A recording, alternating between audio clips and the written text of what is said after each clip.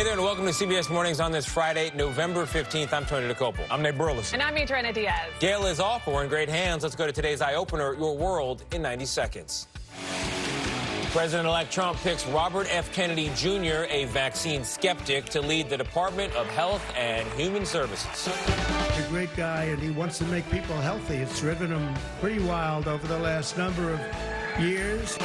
The Onion is buying Alex Jones's conspiracy site InfoWars in a bankruptcy auction, promising big changes. Take the universe that Alex created and just pave it over. Boxing legend Mike Tyson fights social media star Jake Paul tonight after clashing at the weigh-in. It's personal now! He must die! Eagles were down 10-6 entering the fourth quarter, but then they ran away with it. 15, 10, good boy! Lawmakers in New Zealand's parliament fight back against a controversial bill with a ceremonial dance. As far as protests go, that one was awesome. It really was. It was way better than January 6th. President-elect Donald Trump promised to shake up Washington, and he announced he intends to nominate Robert F. Kennedy Jr. as Secretary of Health and Human Services. Yeah! Unpasteurized whale juice for everybody! Wow! This is exciting news. We are making things in America again. Specifically, patient zeros. This morning's eye-opener is presented by Progressive, making it easy to bundle insurance.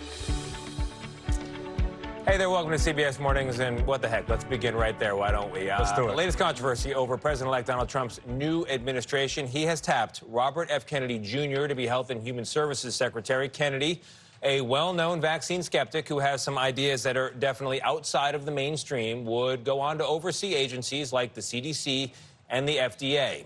Last night, in his first post-election speech, Trump said Kennedy would do, quote, unbelievable things in the role. Caitlin Huey-Burns is covering the Trump transition in West Palm Beach, Florida. Caitlin, unbelievable things. I don't know what those things are. Good morning to you. Hey, good morning to you, Tony. Well, frequently on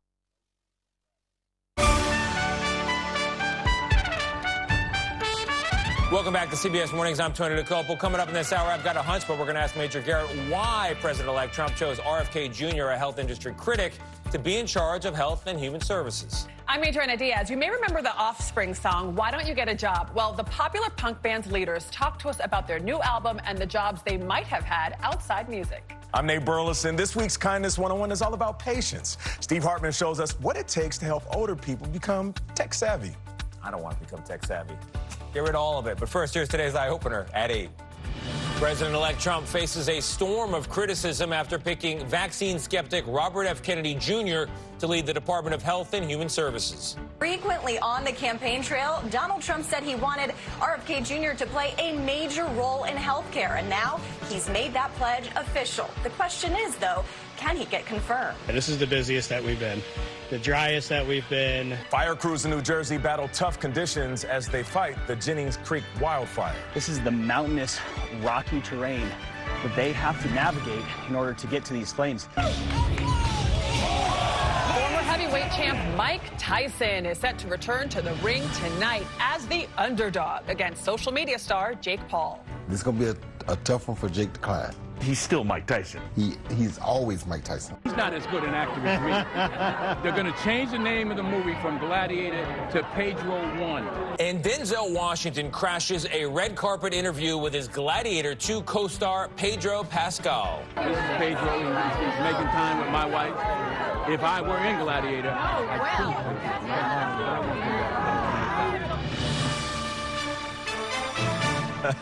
I love me some Pedro Pascal. I get it. No, particularly with the dress outfit, but with no shirt underneath. He always brings it on the red carpet. That's another thing I love about him. He looks fantastic. Yeah. All right, well, we begin this hour with the latest on the controversial pick for Trump's new administration, Robert F. Kennedy Jr. We will see you Monday, and we will also see you Sunday. Listen up, football fans. Here's a reminder that the NFL Today is on the road this weekend. We will be in Buffalo when the Chiefs and the Bills go head-to-head. Tune in Sunday at noon Eastern. Be sure to catch the doubleheader starting at 1 p.m. Eastern. The Steelers taking on the Ravens, followed by that big game in Buffalo at 4:25 p.m. Eastern. Watch it all on CBS and streaming on Paramount+.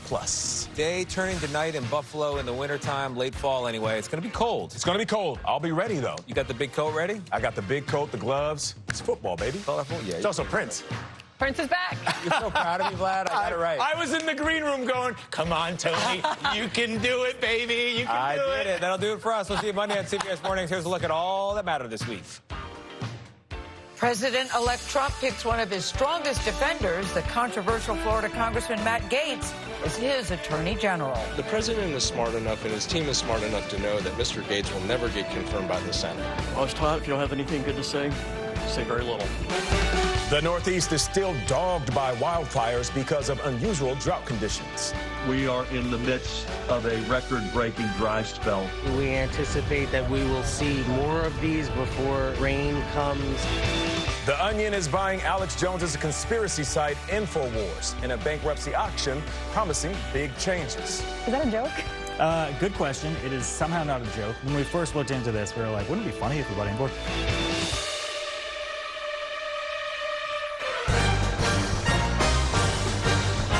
If Tom Cruise needs a stunt double, I got a guy for you. Yeah, okay, I'll take that. Great hair, check it out. Oh. Okay, yeah, there we go.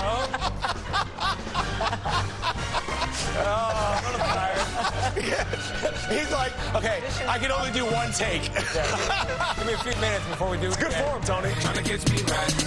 Warner Brothers is selling 10 limited edition Tumbler Batmobiles. But if they work, why are they not street legal? And they don't have real guns in them. Like, no, I don't, you know. They have tires. The Wienermobile is street legal. I mean, true. How can the Wienermobile be street legal and not the Batmobile? That's the second thing we got to look into, all right? I don't want to do your dirty work no more. Taylor Sheridan, the word on the street is, he specifically wrote this with you in mind. So how did this come about between the two of you? He goes, look, these are all your pals. You come in, you shoot everybody in the saloon, you leave, you see your friends. I'm like, all right. So I got And I also like your fashion these days. How do you describe your book, Billy Bob? I saw you on the red carpet, I go, is that Billy Bob Thornton? I grew up as a hippie, really. Uh-huh. Yeah. But now I'm not really a 18-year-old skinny long-haired kid. Popular. You're gonna be popular. Toymaker Mattel is apologizing for a Wicked typo. The packaging for its new Wicked dolls mistakenly listed an adult website. The box had meant to send people to the website wickedmovie.com, but there was a typo that sent folks to an entirely different website. It's porn. Quote from Mattel, parents are advised that the misprinted incorrect website is not appropriate for children. At all. Twitter reaction was really, really funny. One person wrote, Hollywood is back, baby. Oh, man. Someone else wrote, Mom, why is the Good Witch being so naughty? It's a snowflake because I am a snowman. I got that part. What made you think you could play a melting snowman? I know, the audacity. How dare I? When you come to life, there's no pants. You have to run around naked in the fake snow. How did you prepare for that scene? Yeah, I mean, I just tried to stay as warm as possible until we had to shoot. I threw on the weird underwear that they give you when you have to do those kind of... I'm not familiar. Yeah, they just put you in this... Anyway.